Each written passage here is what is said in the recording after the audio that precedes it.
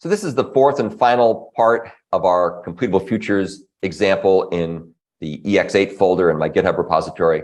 And before this point, we've talked about using Completable Futures where you spawn a thread natively or thread explicitly. We talked about ones where we have using the factory methods in Completable Future in conjunction with completion stage methods that will wait till one previous phase is done. We then talked about another example in the preceding video to this one that talked about cases where you have multiple. You could have a Completable Future method that triggers when multiple previous phases complete, either both of something or one or the other of something or n of something. And then finally, we're going to look at the run exceptions tests. And this particular example is going to show how you can handle exceptions correctly in an asynchronous program. And if you take a look at this, you can see, again, we make an async tester. We register 3 different method references with the async tester. And then when we run the run tests, that'll let those things run in the background. The calling thread waits for everything to finish, and then we print out the fact that we're leaving the test. So let's go over here and take a look at the exception tests. There are 3 of them. The first one is going to show what happens when you do something bad with a big fraction like divide by 0. And here's what we're going to do. We're going to create a stream of Boolean values, true and false. Why not?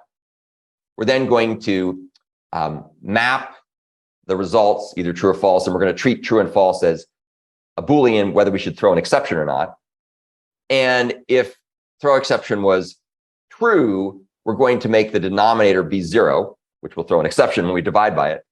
If throw exception is false, we make the denominator 1, which of course will not throw an exception. We then go ahead and asynchronously start a computation in the background, which will essentially try to create a big fraction that will have the denominator that we pass in, which will either be 0, in which case an exception will be thrown, arithmetic exception will be thrown, or it won't be thrown if it's not false. In other words, if the throw exception is true, then it will throw an exception, otherwise it will not. So what will come out of supply async is either a completable future that worked just fine if the value was false, otherwise it'll be an arithmetic exception. And what we do here is we use a method that's an exception handling completion stage method called handle. And handle takes 2 values, the value if all goes well and the value if things don't go well. So if the value that is going to be used if all goes well is null, that means an exception occurred, and we're going to print the exception message. And then we're just going to return a 0. Otherwise, if fraction is non-null, everything worked fine. This was not the exception generating value to the denominator. And then we multiply the fraction by some constant. Irrespective of whether an exception occurred or not, we're going to call then except, which will print the result, which will either print out the big fraction if no exception was thrown, or 0 if an exception was thrown.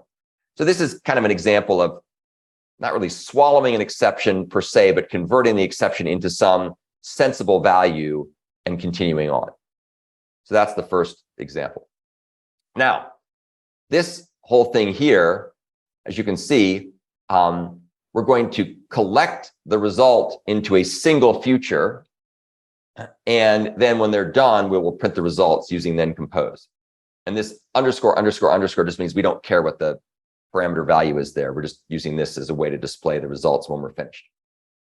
So that's the first example. Let's take a look at the second example. Second example does much the same thing. It will either generate an exception or not, depending on whether the throw exception value is true or false. But this handles the exception in a different way. So rather than using handle, which is what we used up here, this is going to use another method called exceptionally. And what exceptionally does is, if exceptionally is called, then that means that an exception was thrown, and the then apply method will be skipped. So you can kind of think of this as almost like an exception handler in a try-catch block. It's not quite the same idea, but it's a similar concept. If an exception is thrown here, then apply or any other intermediate completion stage methods are skipped until we find the exceptionally completion stage method, in which case we print the message and we return 0.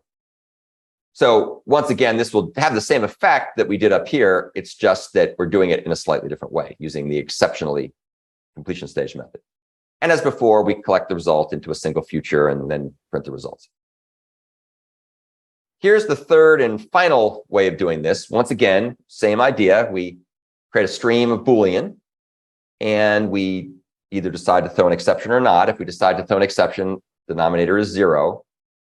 This time, we're going to interpose yet another exception handling related completion stage method. But this one's a little different from handle and exceptionally.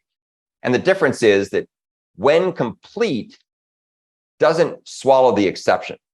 All it does is do something with a side effect or log the results or print the value, which is what we're doing here. So this doesn't actually change anything. The exception is still active at this point. We've just noted it.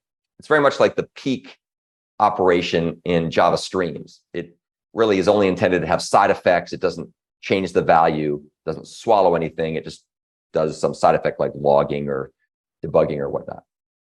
So we then, of course, do actually swallow the exception with exceptionally, just converting it into a 0. If, by the way, if we don't swallow the exception, that exception will just percolate out and you'll get the exception in some weird state, which is hard to deal with. When you watch the videos for the course, you'll see a discussion of why it's important to have asynchronous exception handling support in the Completable Futures framework, or really any framework that handles, that does asynchronous computations, because the point of call where you started the asynchronous operation has probably long since gone off to do something else. So giving the exception back at point of call is pointless. That context may completely have disappeared. So you need to have some way of handling the exception in the context where the actual computation is running, which is somewhere in this background using the common fork join pool in this case. So that was the last example that I wanted to cover here. Hopefully this gives you all the information you need in order to do the mechanisms for the next programming assignment. The next programming assignment, which is programming assignment number 3, has all the stuff we described here, just does it in a different context. It does it in the context of web crawling and image. You're looking for images on websites or recursively structured directory hierarchies and so on. But the mechanisms that we talked about here are all the mechanisms you're going to need to use for the assignment. So this should give you a lot of good pointers on what methods are at your disposal to get things to work.